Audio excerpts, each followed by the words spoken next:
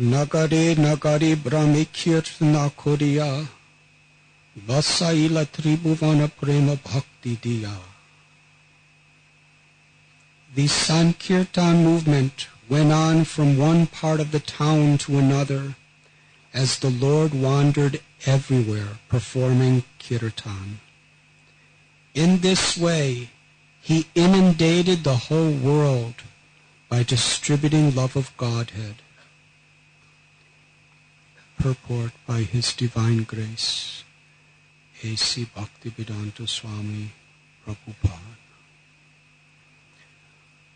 One may raise the question how all three worlds became inundated with love of Krishna, since Sri Chaitanya Mahaprabhu performed kirtan only in the Navadvip area.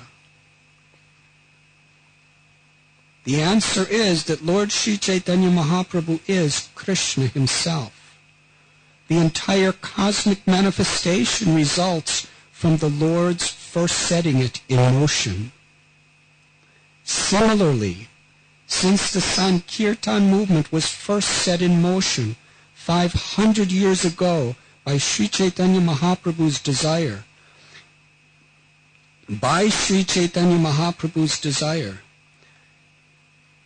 that it spread all over the universe, the Krishna consciousness movement, in continuity of that same motion, is now spreading all over the world. And in this way, it will gradually spread all over the universe.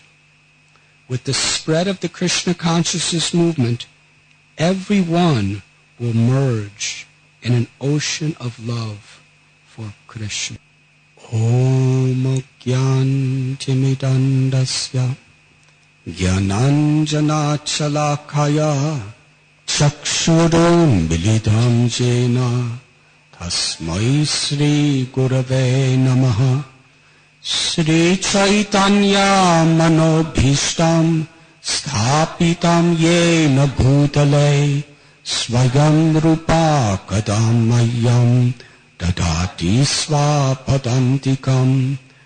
Vandeham Sri Guru Sri Juta Padakamalam Sri Guru Vaishnavamscha Sri Rupam Sagrajatam Sahakala Raghunatham Vidam Tam Sajivam Sadvaitam Savadutam Parijana Sahitam Krishna Chaitanya Devam Sri Radha Krishna Padan Sahakala Lalita Sri Vishakambhitamscha. He Krishna Karuna Sindhu Dinabandhu Jagatpate Gopesha Gopika Kanta Radha Kanta Namostate Tapta Kamsana Gaurangi Radhe Vrindavaneshwari Vrishabhanu Sute Devi Pranamani Hari Priye. Vancha Kalpatarupascha Kripa Sindhubhya Evacha Namo Bhavanebhyo Vaishnavebhyo Namo Namaha. Sri Krishna Chaitanya Prabhu Nityananda Sri Advaita Gadadhar Shivasadi Gaura Bhakta Vrinda. Hare Krishna Krishna Krishna Hare Hare Hare Rama Hare Rama Rama Rama Hare Hare. Hare Krishna. It's my great honor and fortune to be with all of you on this most holy day of Gaura Purnima. In this verse we have just read from Sri Chaitanya Charitamrita, Krishnadas Kaviraj Goswami is telling how Lord Chaitanya,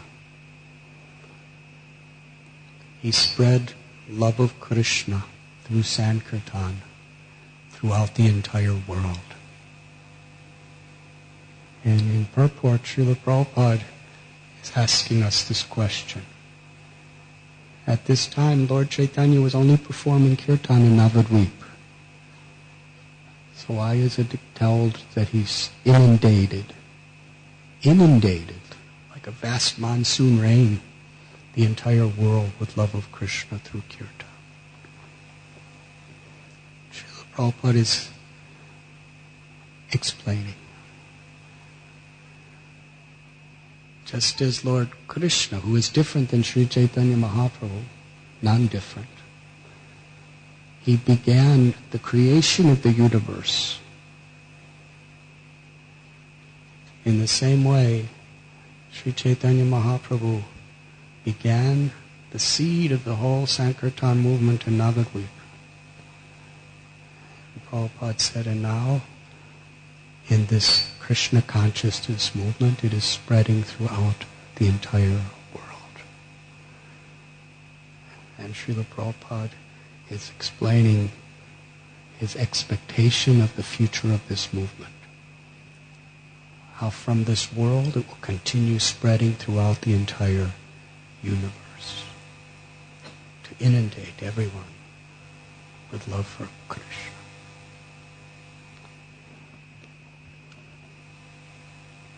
Srila Prabhupada's special faith, his special empowerment.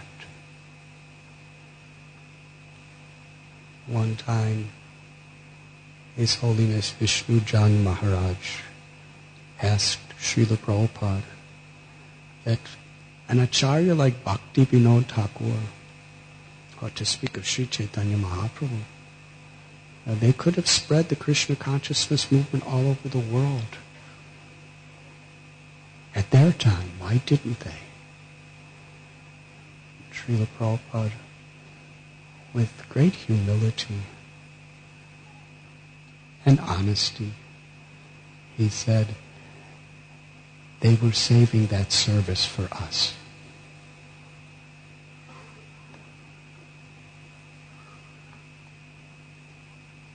Srila Prabhupada would sing this beautiful song by Lochan Das Thakur. Parama karuna pahundui jana nitai goda chandra Tava avatara sarasiromani kevala ananda kanda. That these two lords, Sri Chaitanya Mahaprabhu and Lord Nityananda Prabhu, are supremely merciful. They are the essence of all avatars or incarnations. And they have brought to the world a process by which one can achieve the highest revelations of the spiritual world through a process that is so easy and so joyful. Srila Prabhupada said, chanting, dancing, and feasting. Rupa Goswami told, Namo Mahabharanyaya Krishna Prema Pradayate Krishnaya Krishna Chaitanya Namane Gauratveshe. Of all the unlimited incarnations of Krishna that have ever descended within this material creation, Sri Chaitanya Mahaprabhu is the most magnanimous, the most merciful, even manifested a greater degree of mercy than Krishna, because he is giving freely in this age of Kali the most intimate realizations of the residents of Vrindavan.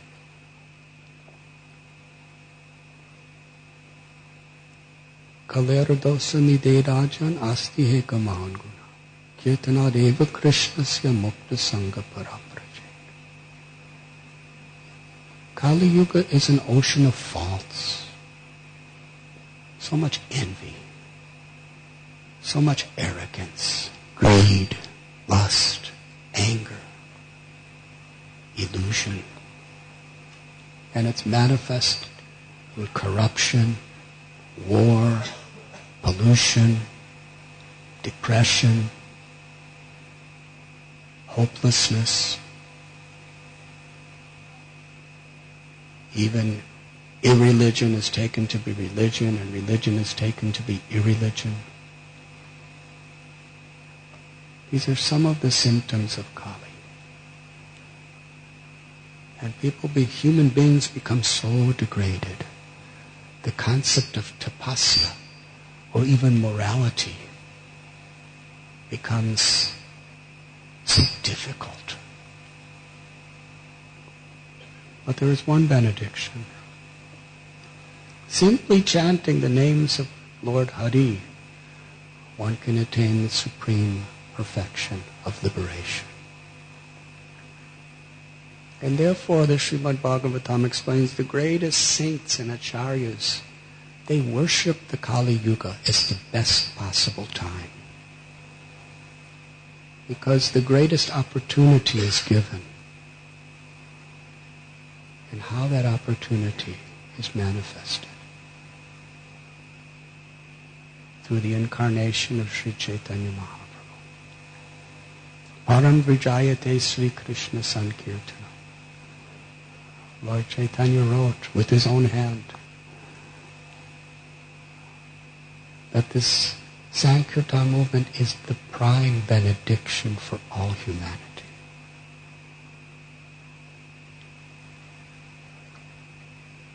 Today we are celebrating Gaura Purnima. Srila Prabhupada, according to this beautiful purport he has given, Lord Chaitanya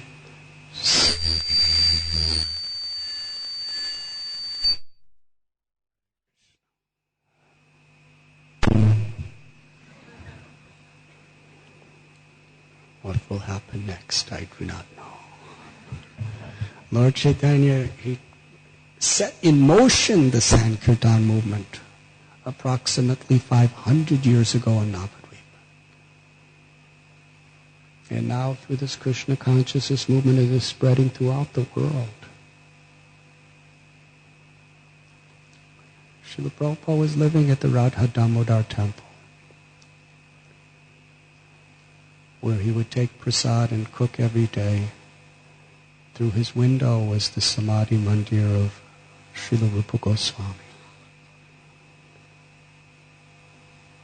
Most people go to Vrindavan to retire, to be in the most holy, auspicious place when they die.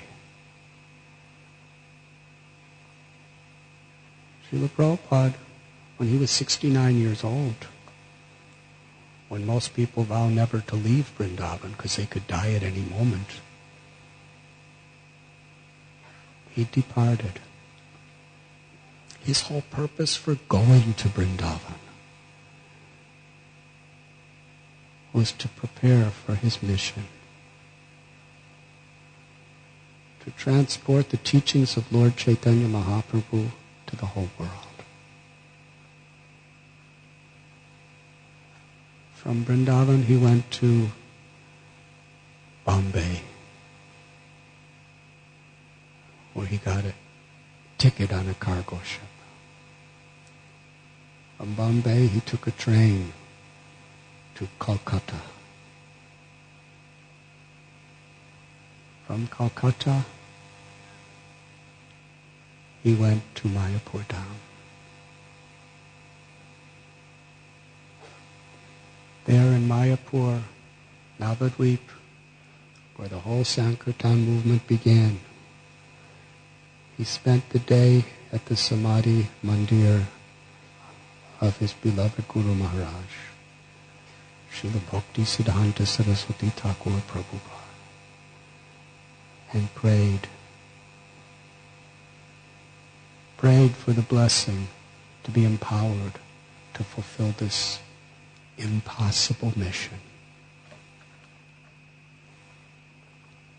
Of course, Srila Prabhupada was a descendant from Goloka Vrindavan, the spiritual world. within this world,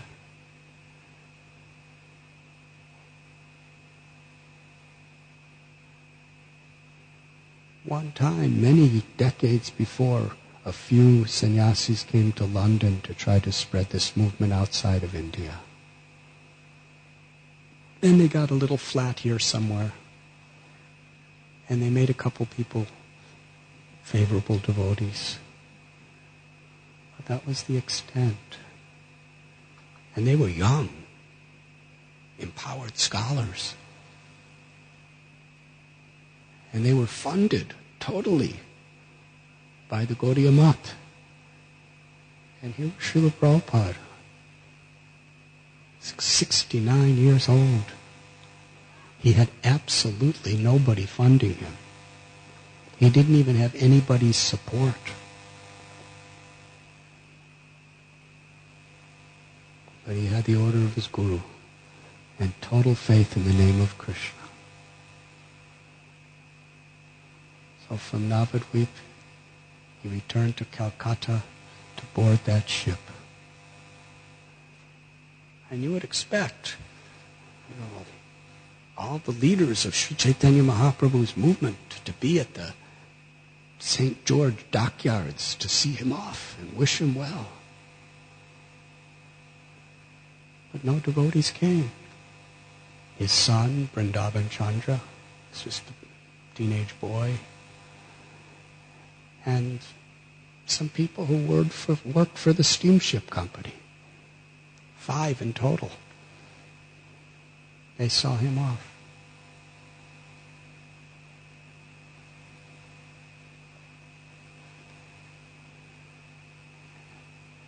And we can see today, Bhaktivedanta Manor and all of you, Radha Landaneshwar Temple, Radha Gokulananda Temple, just a little sample of how the Krishna consciousness movement will spread throughout the world and ultimately the universe.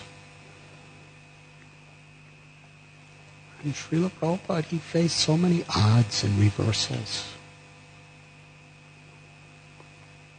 In fact, there's that beautiful story.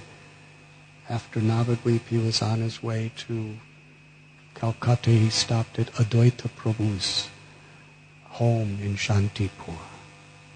Very important place.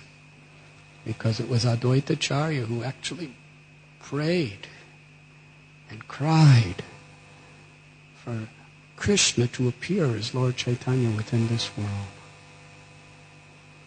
to deliver the fallen souls.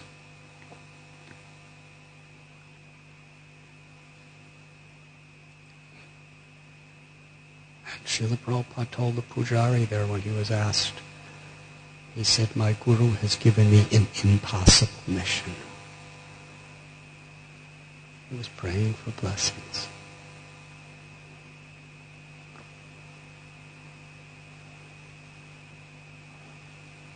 When I first came from India to the West, the first Hare Krishna temple I ever went to in my life was in Amsterdam, which was established by our beloved, exalted godbrother, His Grace Dhananjay Prabhu.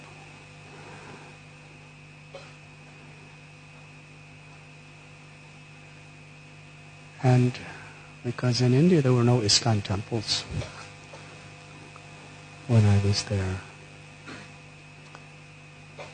But every morning, the morning class was reading from the teachings of Lord Chaitanya. I guess that was all over our movement in those days. I don't know. Before there was a Srimad Bhagavatam class in the morning, they would read the teachings of Lord Chaitanya. Wherein Srila Prabhupada explains that the entire essence of the Srimad Bhagavatam was manifested in the life and teachings of Sri Chaitanya Mahaprabhu.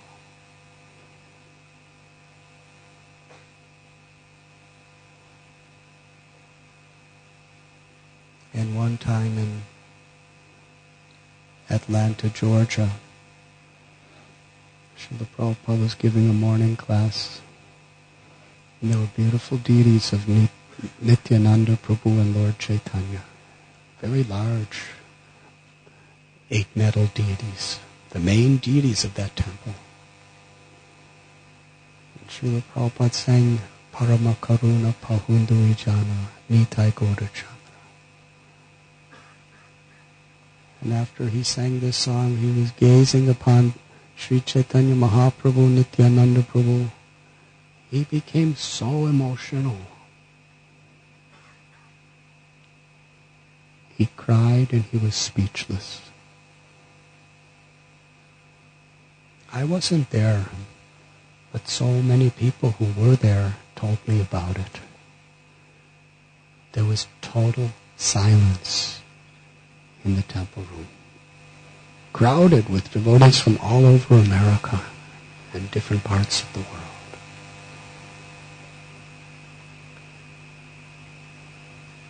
And finally, when Srila Prabhupada came back to his external consciousness, he just expressed the mercy of Lord Chaitanya and Lord Nityananda and told him to chant. He couldn't speak more.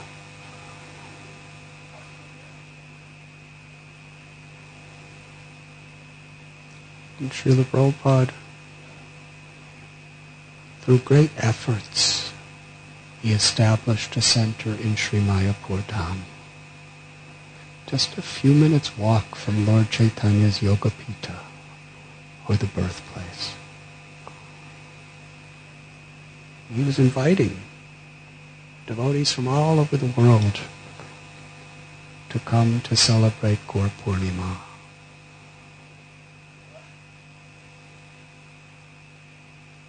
And then, soon after that, he gave an order to build this incredible temple of the Vedic planetarium, so that hundreds and millions of people from all over the world will come to Sri Mayapur to understand and experience the mercy of Sri Chaitanya Mahaprabhu.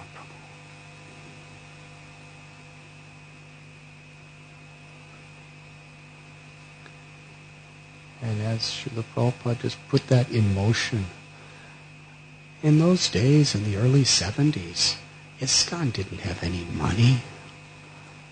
All there was in Mayapur was a straw hut. And it was very difficult to get any devotees to want to stay there because it was so austere. And Srila Prabhupada was talking about this magnificent temple that we will build, because the whole world must understand the glories of Sri Chaitanya Mahaprabhu, the golden avatar. And now we see thousands of devotees from all over the world are living in Mayapur, and the temple is being built, and it's expected to be complete with the deities movement in 2016, the 50th anniversary of Srila Prabhupada's establishing ISKCON in the Lower East Side of New York.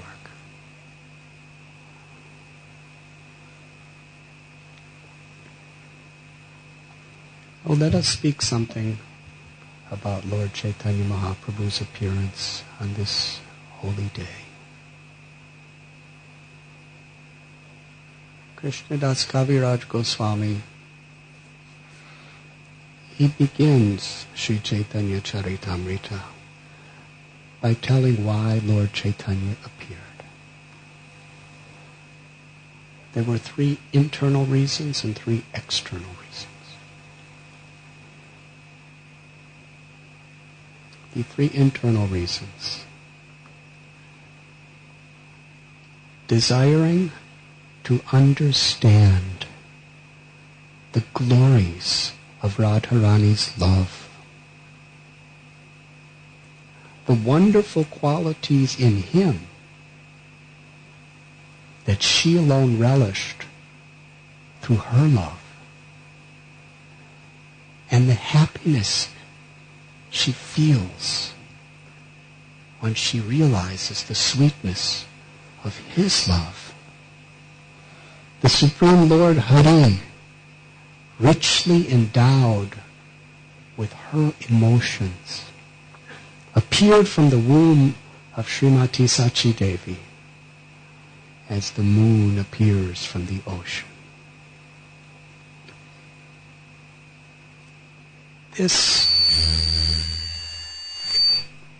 This verse encapsulates the very essence of bhakti, the essence of life, in its origin.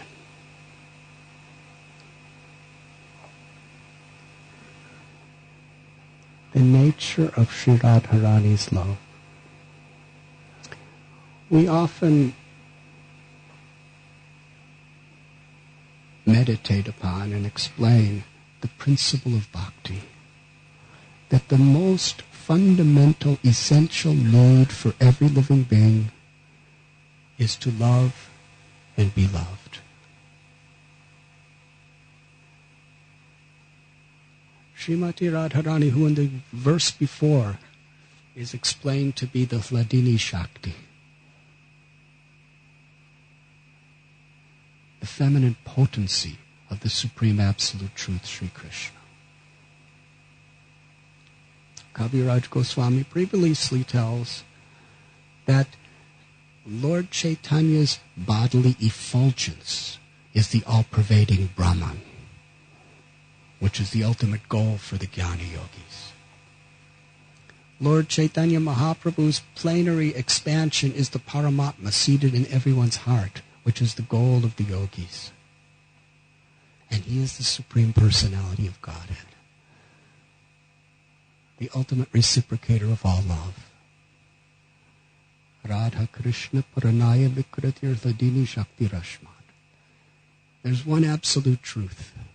And that one truth becomes two for the purpose of intimate, ecstatic, loving exchanges. That is Radha Krishna. Krishna is the Shaktiman, the possessor of all potencies. And Srimati Radharani is the Hladini Shakti, the very essence, the crescendo, and the source of all the Lord's energies. She is the source, the reservoir of all love. And Krishna is the supreme object of all love. And the love between Radha and Krishna is the sum total of all love in all existence. And Radha and Krishna expand themselves as infinite jivas, or spirit souls. And they also expand themselves personally in various ways for only one purpose: to expand, ever increasingly expand, the dynamic pleasure of that love. Radha Krishna's love. The entire spiritual existence is a facility for Radha and Krishna to enjoy that love through their infinite manifestations. And the whole material world is ultimately only meant to facilitate that love too. Because in order for that love to be true, there must be free will. Now, some people say, why did God have to give us all this free will when we can suffer so much by misusing it? If you can create the entire cosmic manifestation by exhaling one breath and destroy it by inhaling in one breath, then we have a right to question why Krishna does what he does. But we are seeing everything from such a minute, subjective, immediate little situation we're in. But Krishna is eternally seeing the complete whole, the big picture. the little lifetime we have, which we're so flustered about. Why is this happening to me? How is God so... why does he allow this to happen? He's supposed to be all merciful. Sometimes we don't say it, but we may think it. But from the point of view of reality, this lifetime is like a single dot from a super sharp pencil on a line that extends eternally. So what is the significance of that little point on a whole line of so many lifetimes and beyond? But when we're captured in this material body due to the false ego, that little dot becomes the all in all. But when we see reality as a whole picture, it's even the sufferings of this world are infinitesimal. They're all meant to ultimately help us to realize that our only happiness is in the loving service of Krishna. In this sense, the sufferings of this world are mercy because they help to sober us up when we see it from the whole picture.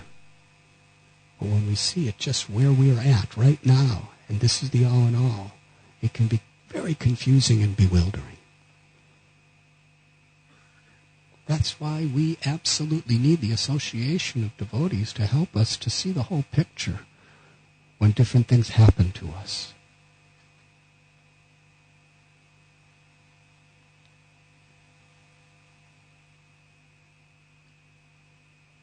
So the entire material creation is ultimately only meant to help us to be a part of this intimate, ecstatic, loving affair between Radha and Krishna.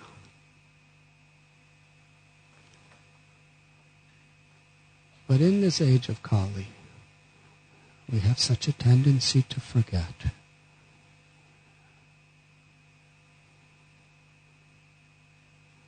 Sri Chaitanya Mahaprabhu appears in this age of Kali.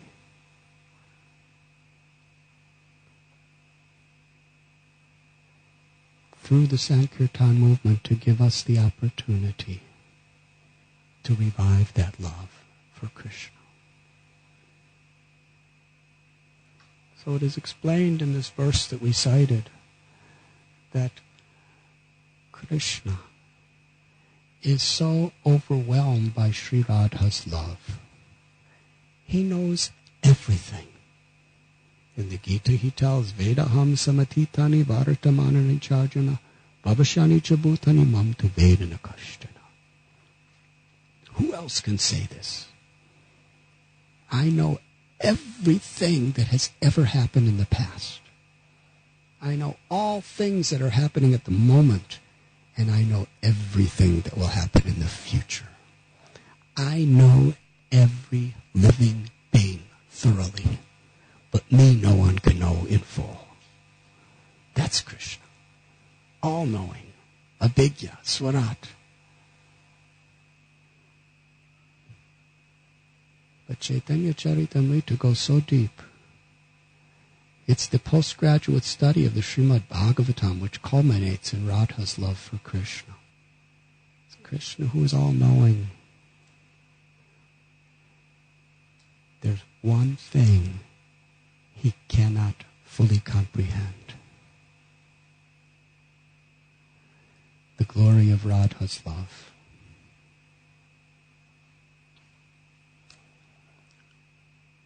What is it about himself? What is his wonderful qualities that she alone relishes through her love? In other words, Krishna is the all-attractive, supreme object of everyone's love. He understands everything. But what is it like to love him? He loves everyone infinitely. And he's all attractive. But what is it like to love himself?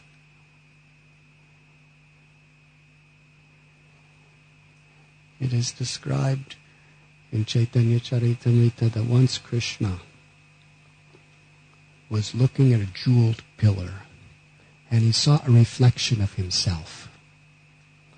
And he became so incredibly attracted to his own form. You know, you may have a perverted reflection when you look in the mirror, I don't know. But he looked and he saw his own beauty. And he was astounded. And he was thinking, only Srimati Radharani can really deeply appreciate what does she experience when she sees my beauty. When she relishes my qualities. Krishna was thinking that when a breeze touches my body and then reaches Srimati Radharani, she becomes so totally intoxicated by that fragrance that she totally loses her own identity consciously and jumps to merge into the breeze. When Srimati Radharani sees a tumultree, which is similar to the complexion of Krishna's form, she forgets herself completely. And she runs, weeping and crying, embracing the tumultree. When she sees a dark monsoon cloud, she wants to just jump into the cloud. Krishna would see this. What is that love? What is that love that she has for me? Something he couldn't comprehend. And he would see her incredible manifestations of how she was totally drowning in the sweetness of his love. He could give the love, but only Srimati Radharani could fully appreciate his love and taste it. As little jivatmas, we have the capacity, according to our nature, to taste the sweetness of Krishna's infinite love when we become purified of our false ego. But Srimati Radharani, she tastes the full, unlimited, absolute, complete love of Krishna. Whatever love anyone has in this world, even in the perfect state, is only a part and parcel of Radha's love. What is Radha's love and how she experiences Krishna's love? Krishna thinks, I cannot comprehend. There's only one way that I can experience this.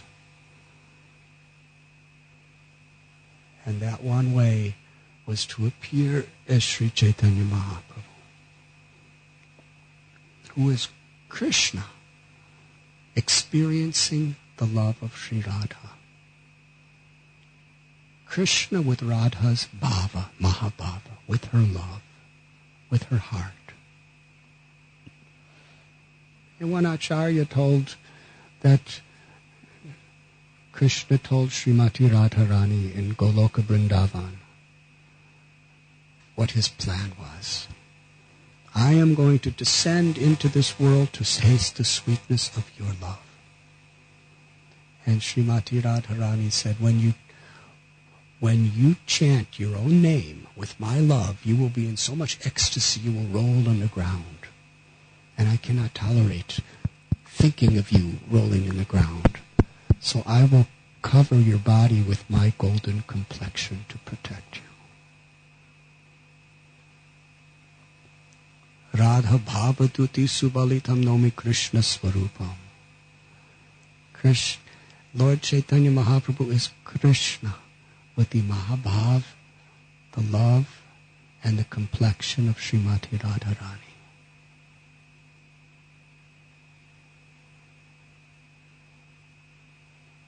On Shivaratri, I went to the Yoga Pit, Lord Chaitanya's birthplace, with Shruti Dharma Prabhu, Pranabandhu Prabhu, Gauri Prabhu, Bhakti Purushottam Maharaj, and a few other people, where there's a very ancient historical Shiva Lingam. So we kind of secretly go there every Shivaratri and do pujas and prayers. But don't tell anyone, please.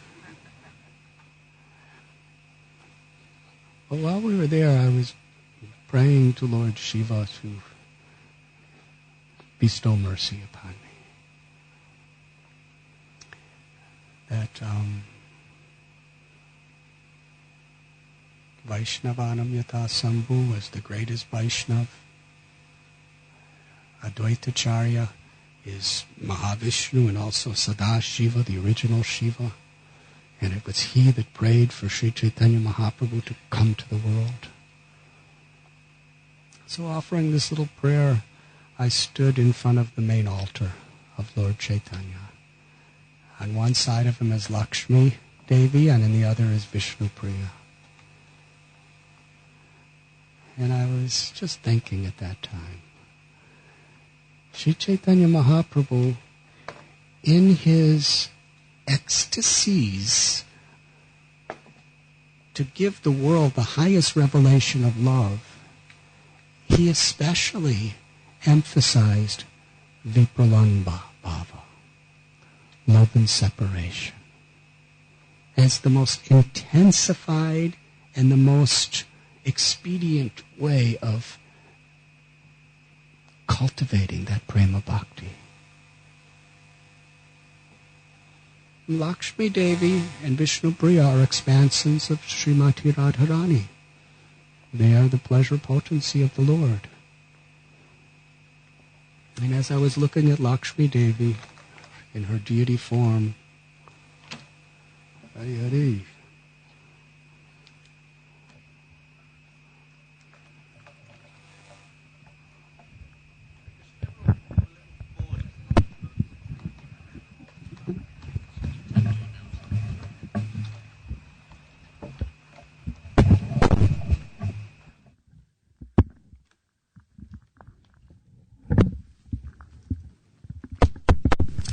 Krishna.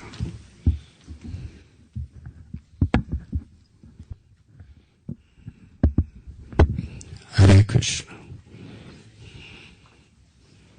Only in Kali Yuga do we need sound systems.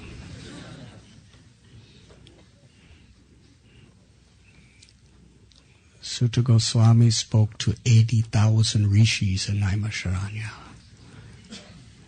without a microphone. And everyone could hear. Lakshmi Priya, the nature of her love for Lord Gauranga. He went to Bangladesh just for a few months, and she knew he was going to return. But the separation that she experienced was so intense. She didn't want Sachimata to see how much she was suffering. She secretly was crying 24 hours a day. She practically couldn't eat. She couldn't sleep. That was the intensity of her love and separation. And ultimately it came to such a culmination that she sat on the river river Ganga's bank and totally absorbed in that love and separation. She couldn't possibly stay in her material body. She couldn't withstand the separation. Her soul went back to the spiritual world to be with Lord Gauranga. And her body died. That was the nature of her love. Then Lord Chaitanya returned. And out of Sachimata's love and concern, she invited Lord Chaitanya to marry again to Vishnu Priya. And how they served the Vaishnavas together so beautifully. Vishnu Priya was a witness of the wonderful Sankirtan pastimes. The kirtans and Srivasangam, everything was there. She was hearing, she was saying, she was experiencing. And then one night, she was only about 14 to 16 years old. Lord Chaitanya left and took sannyas. Now Lakshmi Priya knew that Lord Chaitanya was going to come back, but she couldn't bear even waiting another day. Vishnu Priya, she knew he would never come back. What was her love and separation? And she lived a very long life. There's the story of how, just for the pleasure of Sachi Devi, her eating was she would take a grain of rice and lovingly, kind of like we do on a Japamala bead, she would chant the names of Krishna and Lord Chaitanya on that grain of rice. And she'd put it aside. She'd be crying and chanting on each grain of rice. Then she would take that little pile of rice and cook it and offer it to Lord Chaitanya. Because Lord Chaitanya, after he left, he sent a murti of himself for Vishnu Priya to worship, just to keep her alive. Can you imagine what that rice tasted like? Vishnu Priya, an expansion of Srimati Radharani, is with her whole heart in unlimited love and separation, is putting her heart while she's chanting into each grain of rice and then cooking it for her Lord. Then she would take a small portion of that. And she cried her whole life in separation. And then that same Lord Gauranga, who's standing in the middle of the altar between Lakshmi Devi and Vishnu Priya, when he went to Puri during the Ratha Yatra, he himself exhibited that love and separation in the mood of his Hladini Shakti. The same ecstasy he gave Lakshmi and Vishnu Priya and beyond, he himself was now experiencing for himself.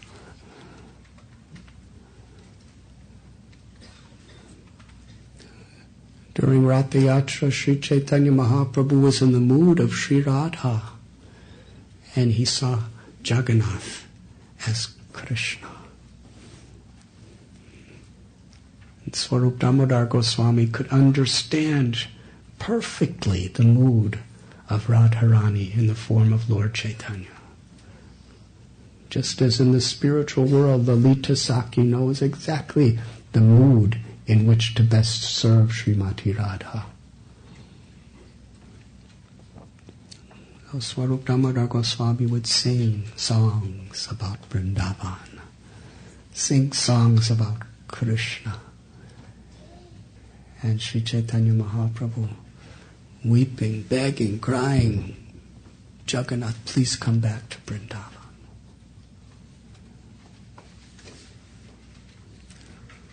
Kaviraj Goswami tells that Sri Chaitanya Mahaprabhu, the first 24 years of his Leela, he lived in Navadvip. He had his beautiful little childlike pastimes, which was mostly his loving reciprocation with Sachi Devi and Jagannath Mishra. And then he became a student, and oh, what a student he was. He was so restless. Then he went to Gaya and came back and established the Sankirtan movement. And at that time, all of his most intimate, loving associates and avatars from all over India and all over the world were coming to join him. When he was 24 years old, he took sannyas. For 6 years he traveled. He traveled all the way from Puri to Kanyakumari.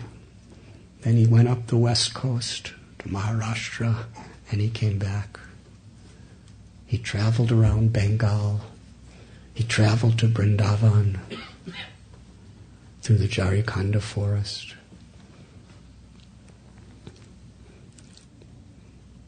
And the last 18 years of his life, he didn't leave Puri. And especially the last 12, he spent most of that time in the Gambhira, exhibiting the love of Sri Radha in separation from Krishna. So that same Lord Gauranga, after giving these ecstasies to Lakshmi, Devi, and Vishnupriya, he himself experienced himself in the mood of his own feminine pleasure potency.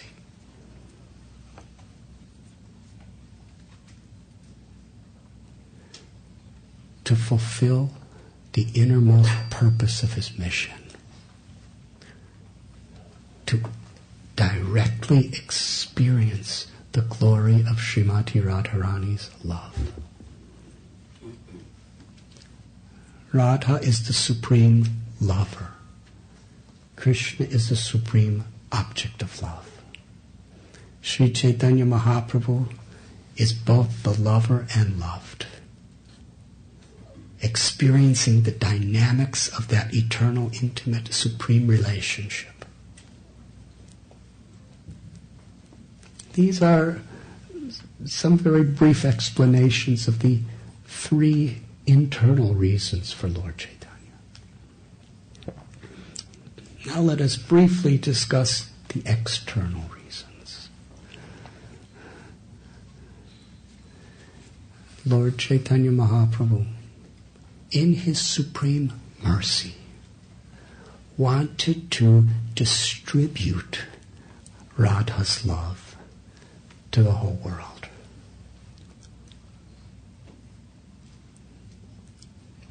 You see, in every yuga there's a yuga dharma. And actually every Kali Yuga, Harinam Sankirtan is the yuga dharma.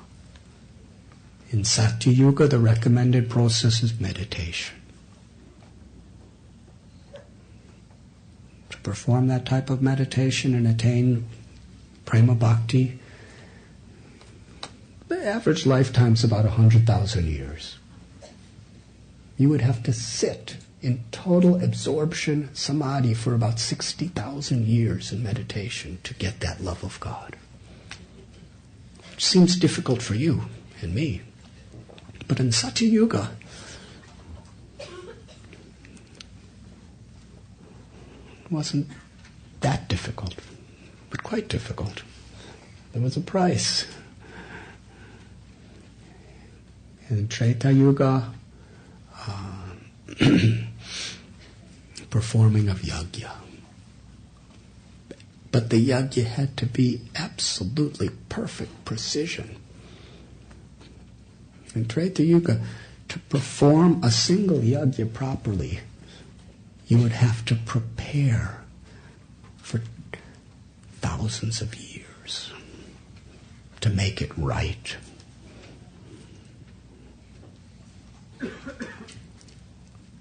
In Dwapara Yuga, perfect temple worship. These things are practically impossible in Kali Yuga. So the Yuga avatar of Kali teaches Harinama, Harinama, Harinama eva kevalam, kalo nasteva, nasteva, nasteva gatiranyata. Simply chant the names of Hari and you will attain that same perfection.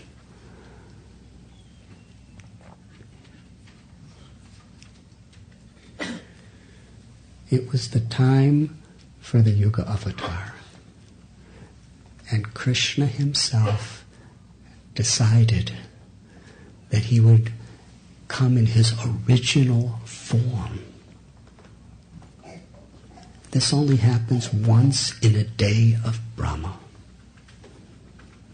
The Yuga avatar of Kali, for Krishna to come in the sweet mood of Srimati Radharani to distribute personally Srimati Radharani's love to the world through kirtan, doesn't happen every Kali Yuga.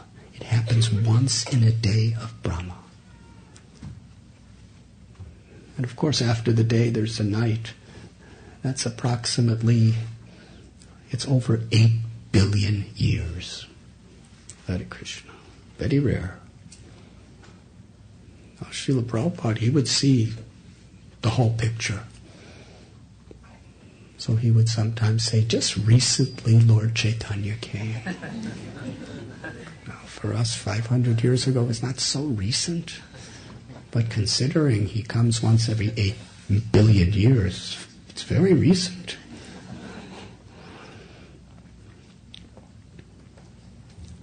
He came to spread this Prem Sankirtan. There's a beautiful story. King Prataparudra, he had never seen the devotees before except Sarvabhauma Bhattacharya, Gopinathacharya. And from the rooftop of his palace, Lord Chaitanya was greeting the devotees. There was about 300 or 400 coming from Navadvip, Shantipur, Srikhanda, Kulinagram, all these areas. They were coming, performing kirtan. King Prataparudra was expressing, I have never seen such effulgence. I've never heard such beautiful, beautiful sound of kirtan. Now King Prataparudra, the king of Puri, he had seen tens and thousands of kirtan parties. But nothing like this. He asked Gopinathacharya and Sarvabhauma, what is this? And they said, this is the special feature of Lord Chaitanya's gift to the world. He has come to establish Prem Sankirtan. Not just the chanting of the holy names. And we should appreciate this. Because kirtan's common everywhere in India. Even if you go to the places of Shankaracharya, people are doing kirtan. Kirtan is everywhere in India. But what is special and unique? Prem Sankirtan.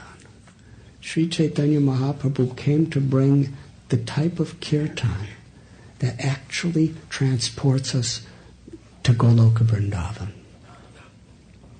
In Sri Chaitanya Mahaprabhu's parampara, he has infused in the holy name Sri Radha's love.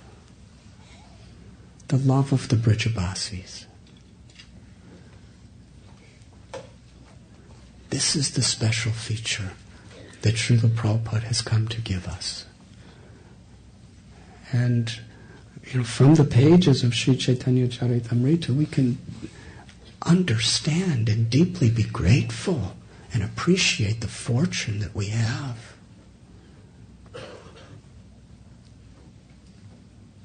Sri Chaitanya Mahaprabhu came, Prem Sankirtan. It's described the nature of the prem or the love of the gopis and the Brijabasis. Kaviraj Goswami tells that the residents of Vrindavan, they have no inclination for their own sustenance, protection, or enjoyment. Their absolute everything is only for Krishna's pleasure. There's that beautiful story of when Krishna had a headache. He was asking for the dust of the feet of other people. The sages, the yogis, the jnanis, they knew who Krishna was. We can't put our feet on Krishna's head. But the gopis immediately were collecting. They were scraping every bit of dust they could get from their feet and putting it in little boxes to send to Krishna. And when they were asked, they said, yes, of course we know. We'll probably go to hell for this. The gopis were willing to suffer the pangs of hell for eternity, if necessary, if it would relieve Krishna of his headache for one moment. That is the nature of their love. In the first canto of Srimad Bhagavatam, love of God is defined. Savai pungshang puro dharmo yatho bhaktir hokshiti ahoitiki apratihata yagatma suprasidati. The supreme occupation for all humanity is divine loving service to the one supreme Lord. Such love must be unmotivated by any selfish interest and uninterrupted by any condition. Happiness, distress, pleasure, pain, honor, dishonor. For a true devotee, nothing can interrupt the flow of our love and our willingness to serve. How Srila Prabhupada manifested that. Unconditional. Sri Chaitanya Mahaprabhu himself, in the mood of Sri Radha, revealed her love and taught us. Natanamna janamna sundarim kavitam vajakadisha kamaye. Mama janmani janmanishwari bhavatad bhakti rahoite kidvai. I do not want wealth, the beauty and pleasures of the opposite sex. I do not want followers, prestige, fame, scholarship. I don't want mystical powers. I don't even want liberation from suffering. I only want to please you and serve you.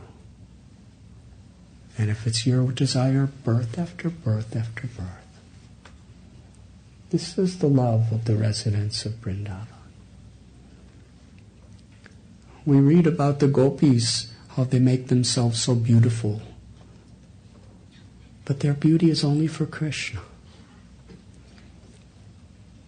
Because Vrindavan is Chintamani Dham.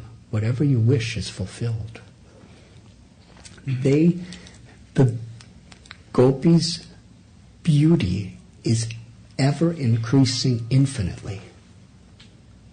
Because they desire to be beautiful for Krishna. It's not that they look in the mirror and think, I'm so beautiful. They just want to please Krishna with their beauty. And when they sing for Krishna, their only desire is to sing so beautiful to give pleasure to Krishna. So their singing is ever increasingly, eternally, sweeter and sweeter and sweeter. There's no stagnancy. This is the spiritual world and their dance. And even when they say to Krishna, oh, why are you hurting me? They're only saying that to give pleasure to Krishna. Nothing for themselves. This is unconditional love. The highest ecstasies. In the most intimate forms of Vrindavan. In Vaikuntha, Krishna explained, love is crippled by this sense of reverence for the majesty of God. But only in Vrindavan. The gopas climb on Krishna's shoulders and wrestle with him and joke with him. And they splash water on each other. They pretend they're monkeys together and dance like peacocks together. And Krishna is defeated in wrestling by his friends. And Yashoda Mai, she's chastising Krishna. She's punishing Krishna. And Krishna's weeping and crying, begging for her mercy. And the gopis, they only know him as a lover. Vrindavan is Madhurya Dham, the highest culmination of love of God in its sweetest, most unconditional, intimate forms.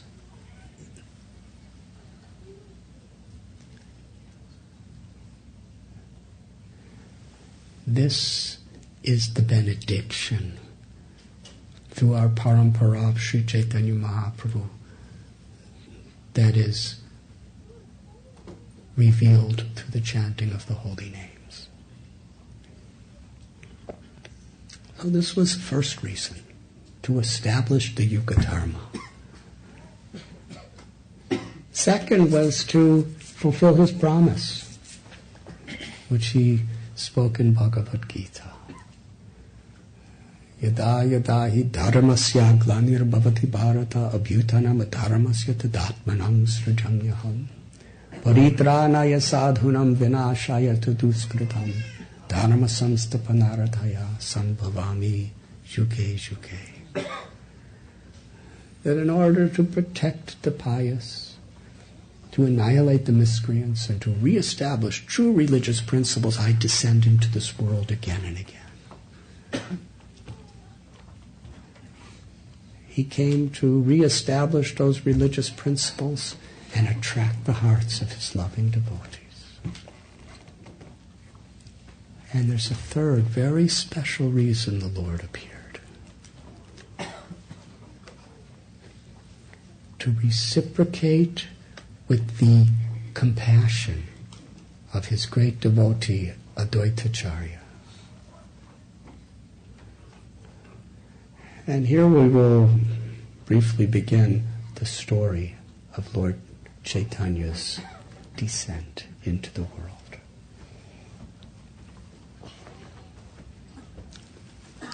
In Sri Hatta, which is today Bangladesh, there was a very, very great Brahmin devotee of the name Upendra Mishra.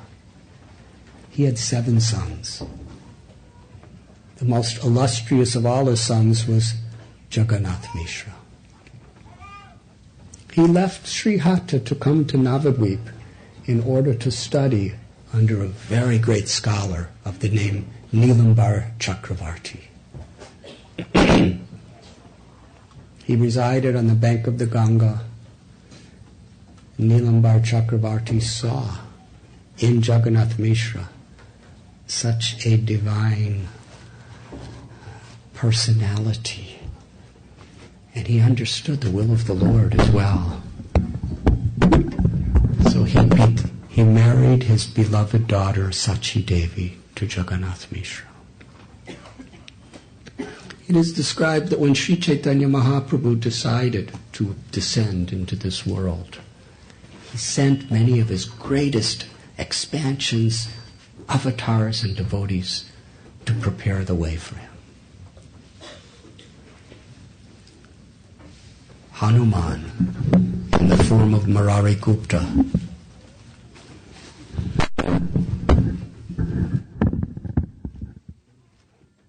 appeared in Bangladesh. In fact, years ago I went to his birthplace.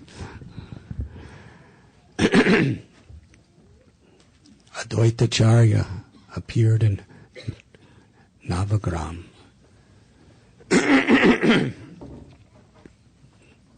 Pundarik Vidyanidhi, Acharya Ratna, Jagannath Mishra, Sachi Devi, Paramananda Puri,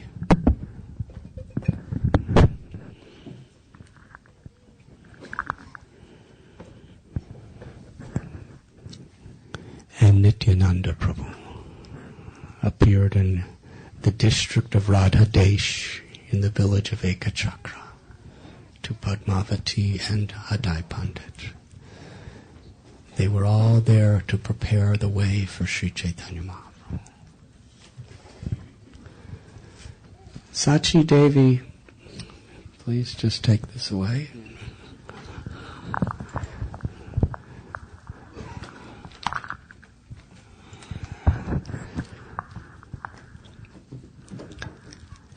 She had 8 daughters.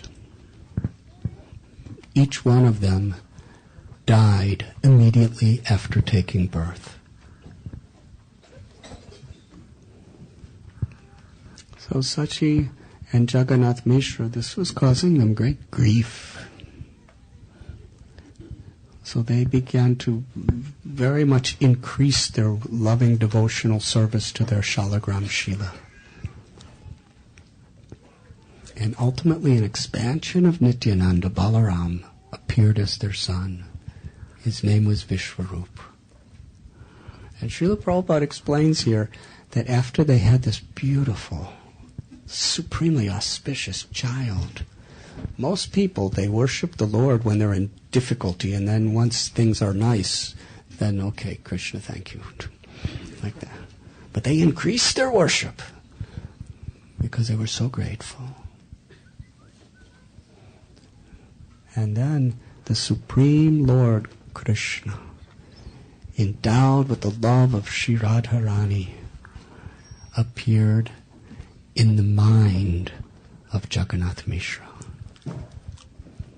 And just as when the full moon rises, the sun transfers its light to illuminate the moon, in a similar way, from the heart of Jagannath Mishra, the Lord was transferred to the heart of Sachi Devi.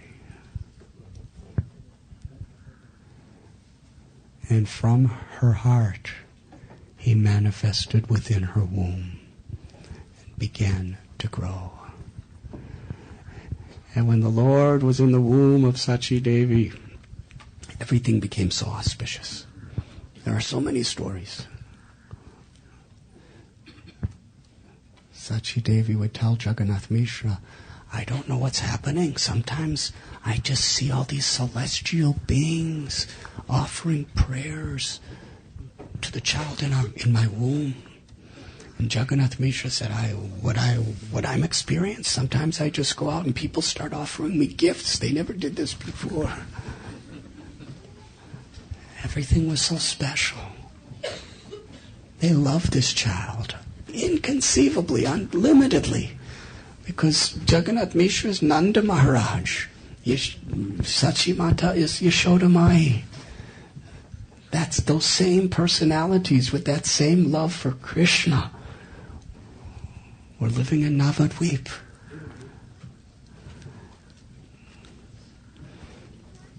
The time for the birth, 9 months. It came, it went. 10 months. 11 months. 12 months. It was now coming to the 13th month. And the child was just not moving. So this really alarmed the parents. So they went to Nilambar Chakravarti, Sachi Devi's father, and asked, can you tell us what's happening? And he did a special astrological calculation. And his conclusion was, this is a supremely auspicious child who is especially waiting for the most auspicious possible moment to appear.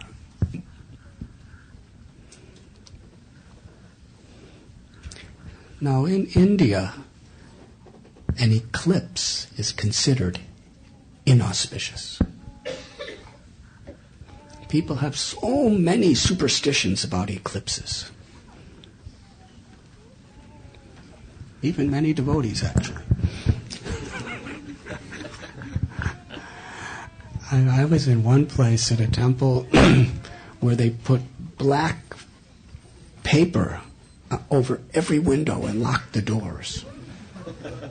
Because if even a single trace of the light of an eclipse comes into the house, it's considered everything's contaminated.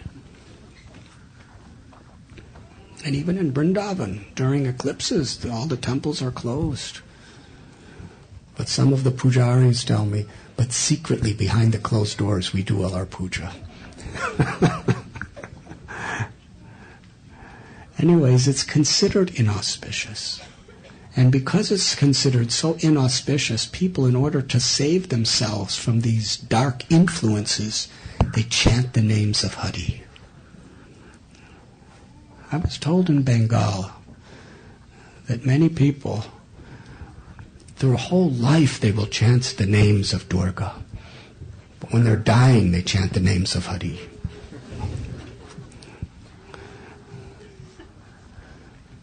So everyone, everywhere, was chanting Hari's names. And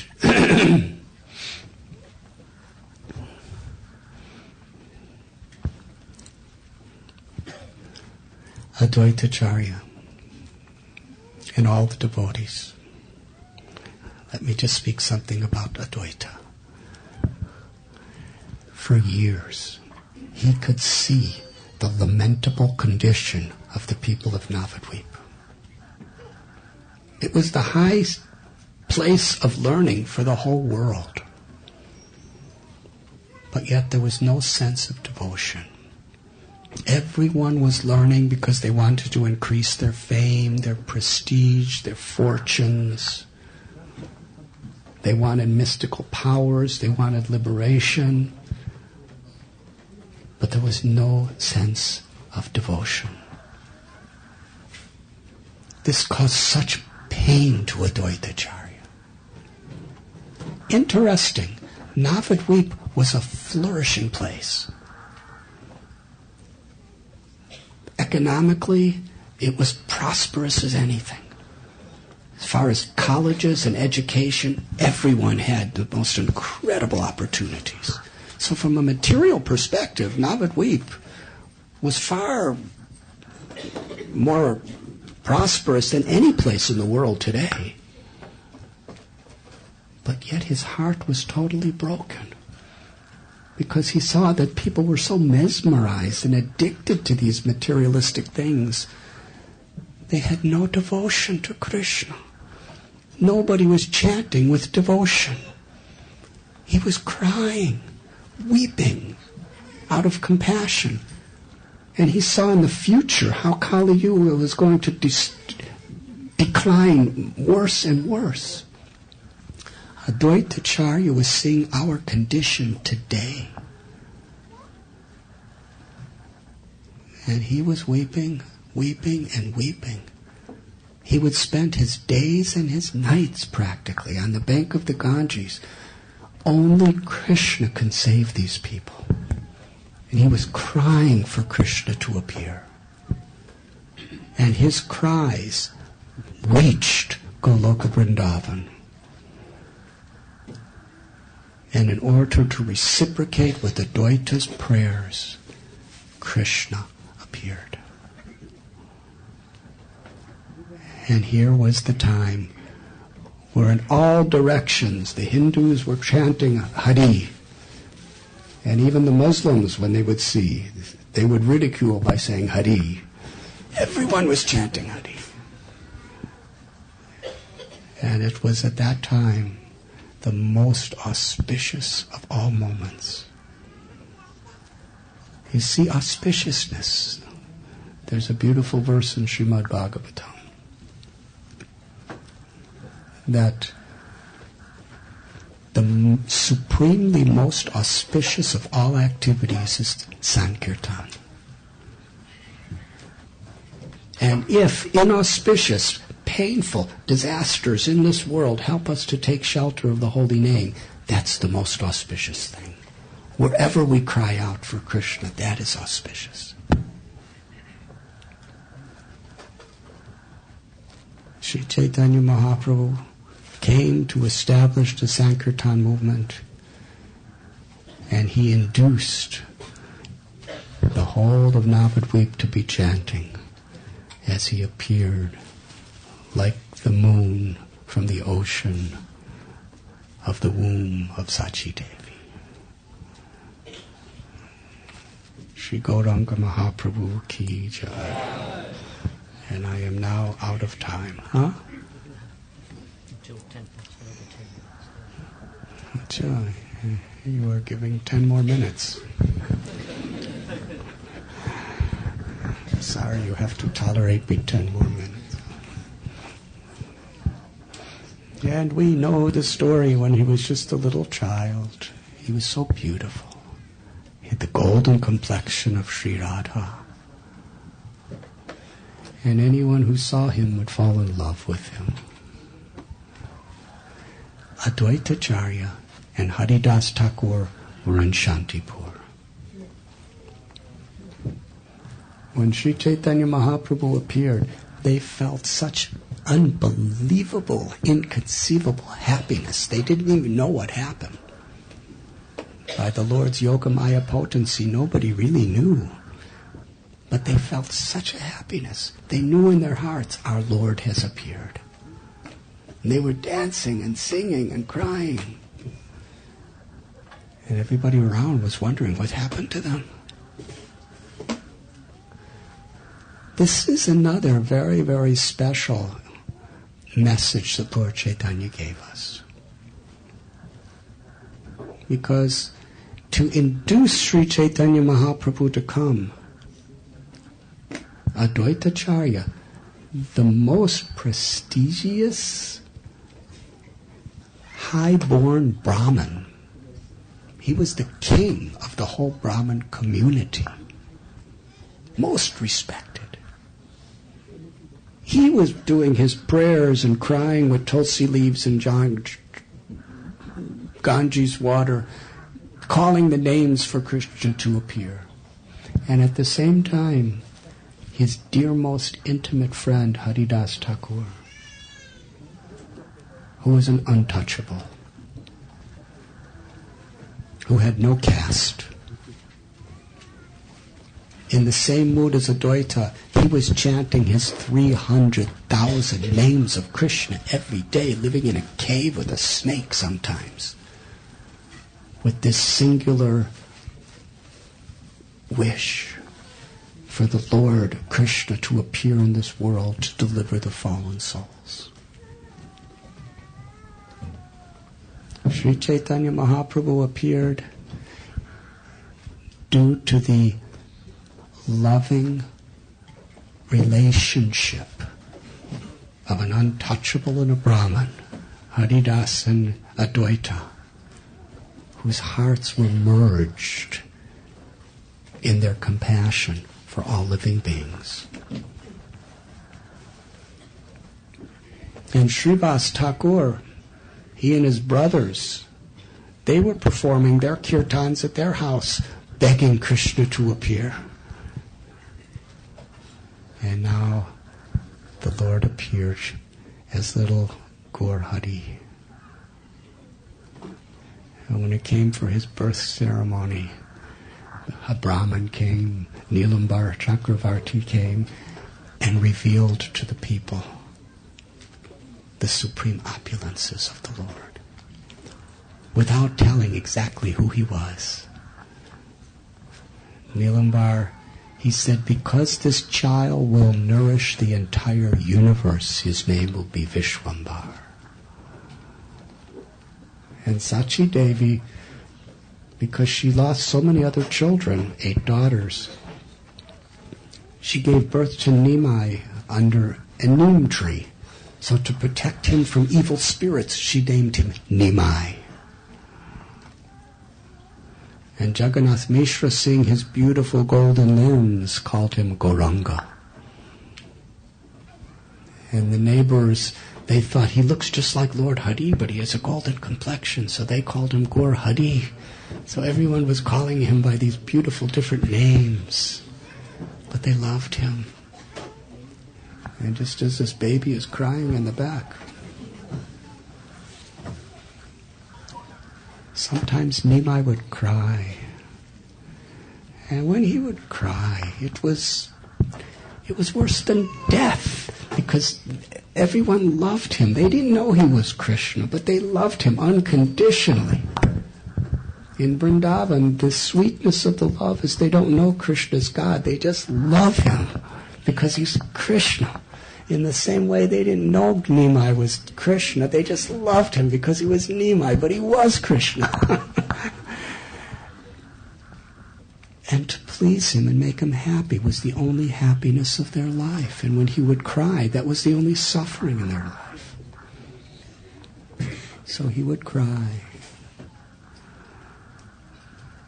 And the only thing that could pacify him was when everyone who happened to be there gathered together around his little bed, clapped their hands, and chanted the holy names. Hare Krishna, Hare Krishna, Krishna Krishna, Hare Hare, Hare Rama, Rama Rama, Hare Hare.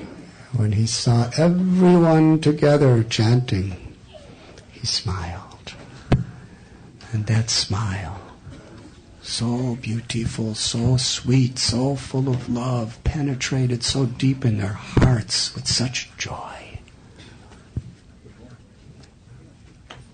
And then after some time he'd cry again, and they'd gather around and chant, and he would smile. And this was the pastimes of the Lord. From his infancy he was inducing all of his devotees to find the supreme joy of the chanting of the holy names. Sankirtan. How much more time? If I start telling another story, it's going finished.